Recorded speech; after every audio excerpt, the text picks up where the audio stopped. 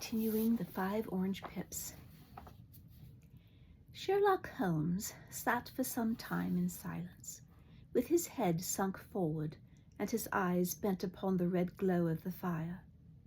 Then he lit his pipe, and leaning back in his chair, he watched the blue smoke rings as they chased each other up to the ceiling. "I think, Watson," he remarked at last, "that of all our cases we have had none more fantastic than this." "Save perhaps the sign of 4. Well, yes, save perhaps that. And yet this John Openshaw seems to me to be walking amid even greater perils than did the Sholtos." "But have you," I asked, "formed any definite conception as to what these perils are?" "There can be no question as to their nature," he answered. "Then what are they? Who is this KKK, and why does he pursue this unhappy family?" Sherlock Holmes closed his eyes and placed his elbows upon the arms of his chair, with his fingertips together.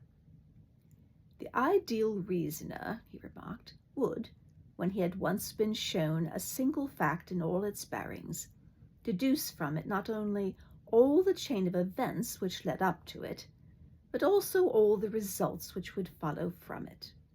As Cuvier could correctly describe a whole animal by the contemplation of a single bone, so the observer who has thoroughly understood one link in a series of incidents should be able to accurately state all the other ones, both before and after. We have not yet grasped the results which the reason alone would attain to. Problems may be solved in the study, which have baffled all those who have sought a solution by the aid of their senses. To carry the art, however, to its highest pitch, it is necessary that the reasoner should be able to utilize all the facts which have come to his knowledge, and this in itself implies, as you will readily see, a possession of all knowledge, which even in these days of free education and encyclopedias is a somewhat rare accomplishment. It is not so impossible, however, that a man should possess all knowledge which is likely to be useful to him in his work, and this I have endeavored in my case to do. If I remember rightly, you on one occasion, in our early days of our friendship, defined my limits in a very precise fashion." "Yes," I answered, laughing. "It was a singular document. Philosophy, astronomy, and politics were marked as 0, I remember. Botany variable, geology profound as regards the mud stains from any region within 50 miles of town, chemistry eccentric, anatomy unsystematic, sensational literature and crime records unique, violin player, boxer, swordsman, lawyer, and self-poisoner by cocaine and tobacco. Those, I think, were the main points of my analysis."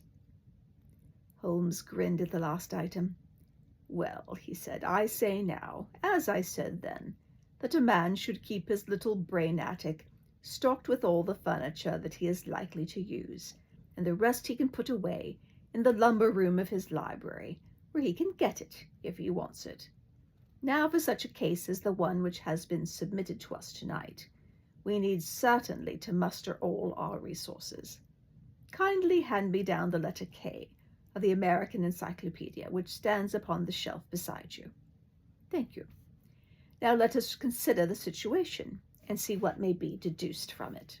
In the first place, we may start with a strong presumption that Colonel Openshaw had some very strong reason for leaving America. Men at his time of life do not change all of their habits and exchange willingly the charming climate of Florida for the lonely life of an English provincial town. His extreme love of solitude in England suggests the idea that he was in fear of someone or something. So we may assume, as a working hypothesis, that it was fear of someone or something which drove him from America.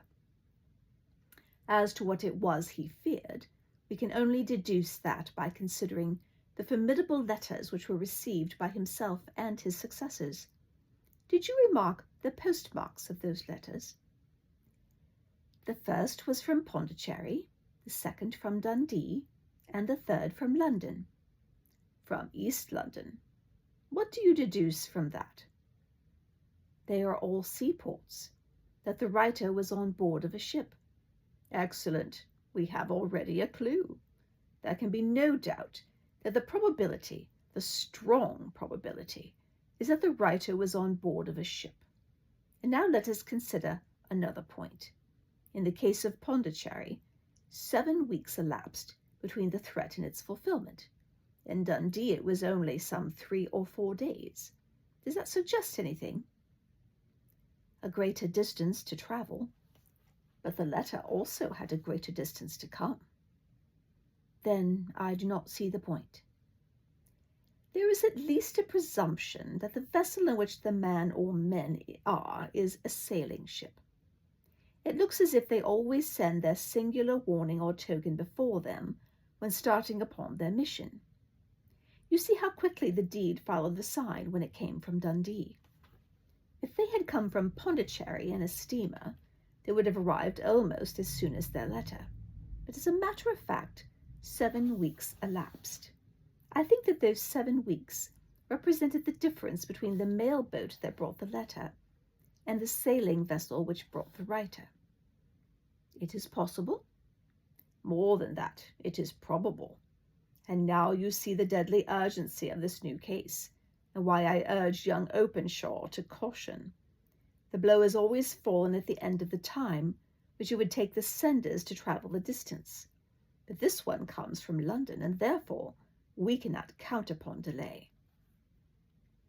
Good God, I cried, what can it mean, this relentless persecution?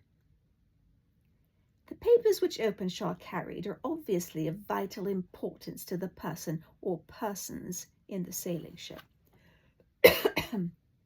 I think it quite clear that there must be more than one of them.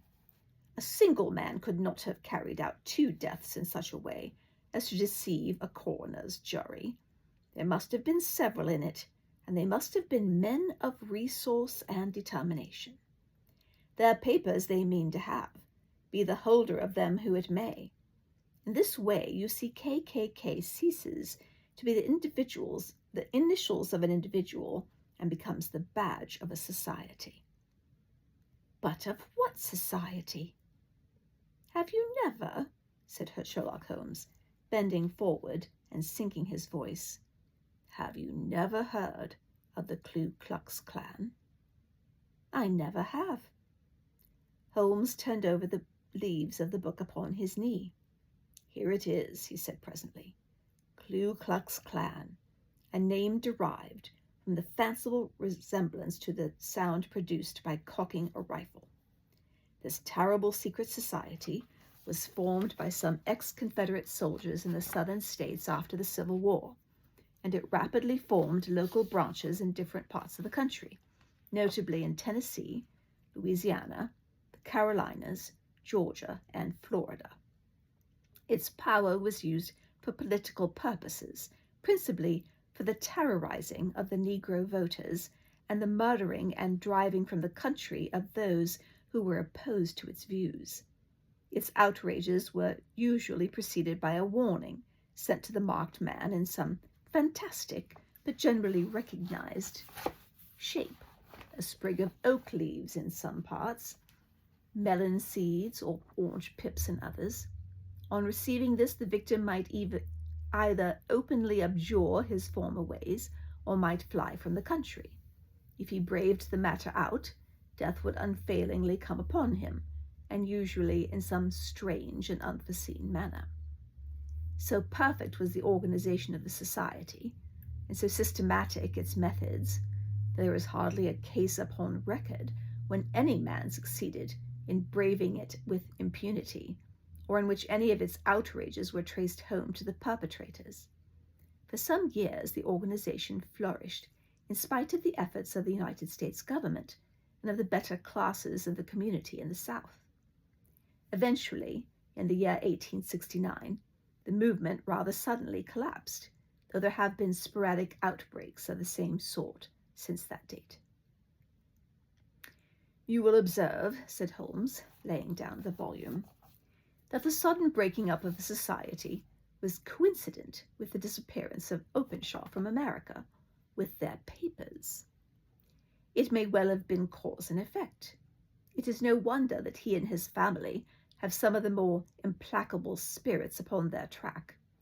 You can understand that this register and diary may implicate some of the first men in the South, and that there may be many who would not sleep easy at night until it is recovered. And the page we have seen is such as we might expect. It ran, as I remember rightly, sent the pips to A, B, and C, that is, sent the society's warning to them. Then there were successive entries that A and B cleared or left the country, and finally that C was visited with, I fear, a sinister result for C. Well, I think, Doctor, that we may let some light into this dark place, and I believe that the only chance young Openshaw has in the meantime is to do what I have told him. There is nothing more to be said or to be done tonight, so hand me over my violin, and let us try to forget for half an hour the miserable weather and the still more miserable ways of our fellow men.